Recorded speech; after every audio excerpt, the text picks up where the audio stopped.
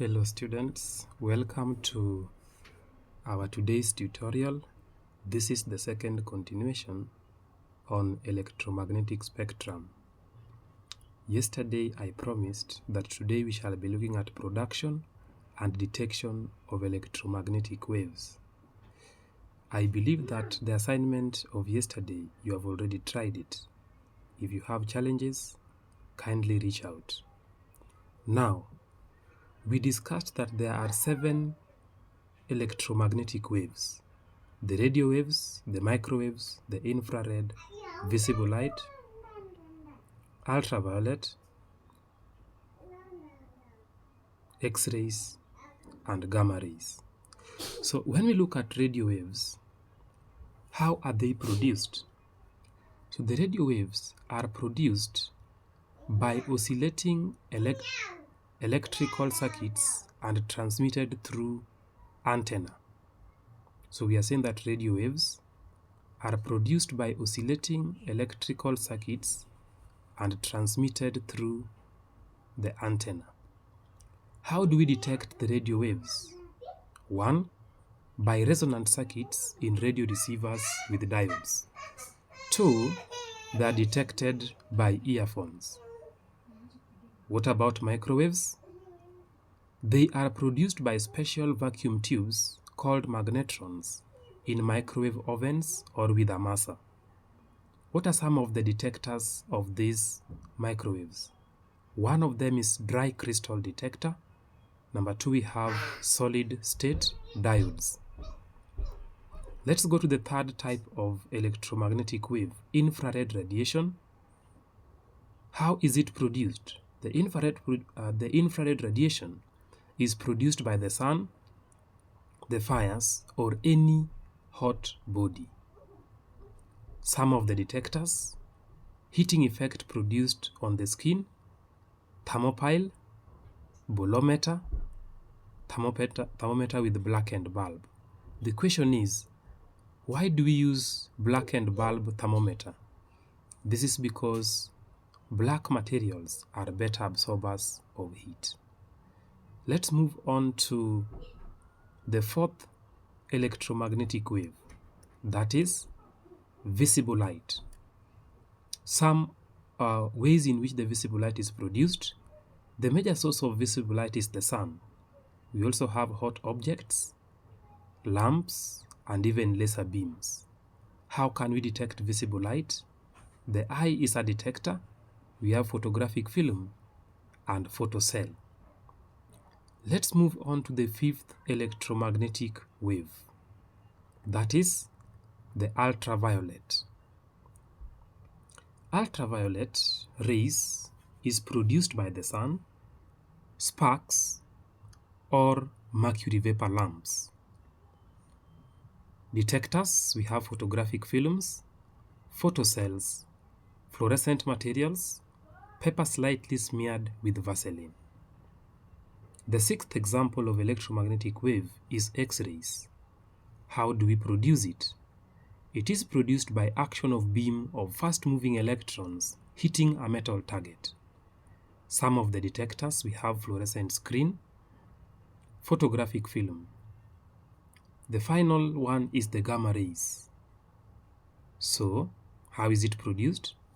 Gamma rays are produced by radioactive substances in the nucleus of an atom.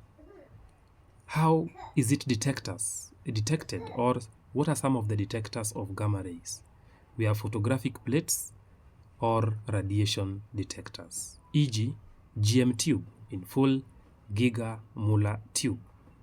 We shall be discussing detectors of these radio waves in a topic called radioactivity, topic 10 of Form 4 syllabus. So that is all about the electromagnetic waves production and some of their detectors.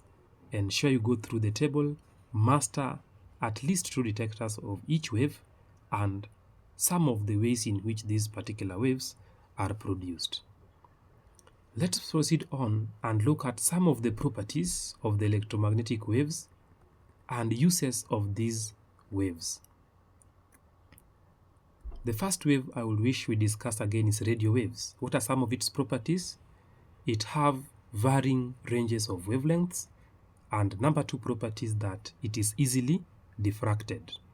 Some of the uses: medium and short wavelength radio waves are used in radio transmission signals. Let's proceed on to the second, microwaves. Some of its properties: it has a higher heating effect. Number 2, it has a longer wavelength. What are some of the applications or uses of microwaves? We are saying that microwaves that have much shorter wavelengths are used for radar. Radar in full is radio detection and ranging. So this radar is useful in locating positions of aeroplanes and ships. The second use of microwaves is that it is used for cooking in our homes. You know very well that the microwave ovens are used for even baking. In drying, you can use microwaves to dry. Also in heating, for example, food in the microwave ovens. Infrared radiation, what are some of its properties? It has a higher heating effect. It also has longer wavelength. Some of the uses: infrared is used in cooking, in heating, in drying, and to warm greenhouses. Let's look at the fourth example of electromagnetic wave. Visible light, we are saying some of its properties: it is easily refracted, it has average wavelengths. Some of the uses of visible light: number 1 is seeing. We use this visible light to see. Ordinary photography depends on visible light. Optical fiber and laser. Laser in full is light amplification by the stimulated emission of radiation. Next one is ultraviolet rays. Ultraviolet rays, how or what are some of its properties? It is easily stopped by glass and it has lower energy content. Some of the uses: ultraviolet is used in medicine. They supply vitamin D. Also, it is used in the treatment of skin cancer. Also used in spectroscopy for mineral analysis. It's also used for detecting forgeries like fake notes. It's also used in detecting the freshness of eggs. Let's look at X-rays. What are some of the properties of X-rays? Some of the properties of X-rays is that it has higher energy content, thus higher penetrating power. Some of the uses of X-rays: it is used in crystallography to study crystal lattice. Number 2, in controlling pests and germs by irradiation. Number 3, it is used in cancer therapy. X-rays are also used in detecting forgeries in art and flaws in metals.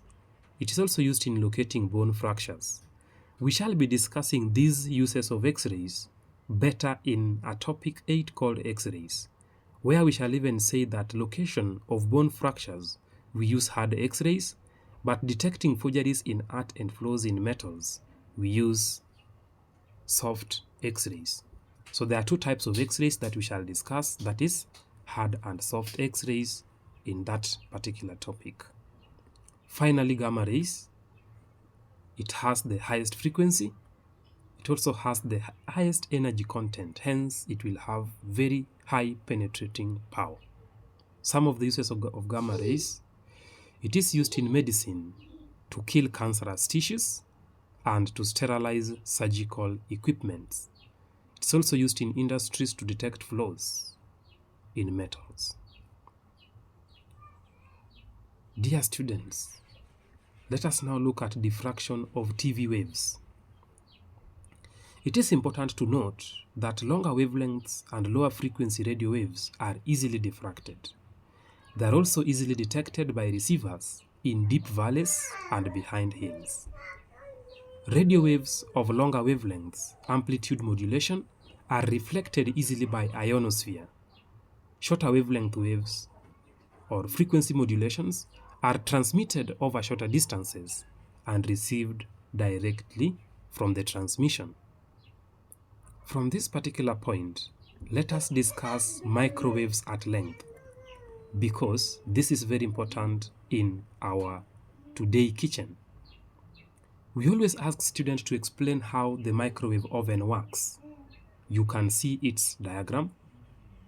Parts of the diagram, at times we can draw it in an exam and we ask you to name the parts. We have magnetron, whose function is to produce microwaves. We have the metal guider, the metal stirrer, the window with the fine wire mesh here. We shall ask you what is the function of the wire mesh, and then food on the rotating turntable. So let us see how this microwave oven works. In cooking, microwaves produces magnetrons at a frequency of about 2500 megahertz. These waves are directed to a rotating metal shiner which reflects them to different parts of the oven. In the oven, food is placed in a turntable where it absorbs the waves evenly. The waves heat up the water and fat molecules in the food, hence cooking it. That is the explanation of how a microwave oven works. It is important to note that the wire mesh on the door reflects the microwaves back inside the device, back inside. So if I ask you to state the function of the fine wire mesh on the window there, it reflects the microwaves back inside. It is also important to take a precaution that before opening the door of a microwave oven, the device should always be switched off. It is also important to note that microwaves which have shorter wavelengths are used for radar, that is, radio detection and ranging. Also, this communication is very important in the location of exact position of aeroplanes and ships. Let us look at radio waves finally. We are saying here that radio waves have varying range of wavelength, which makes their application wider. Medium and shorter wavelength radio waves are used in radio transmission signals. Amplitude modulation radio transmission has a longer range because of reflection by the ionosphere.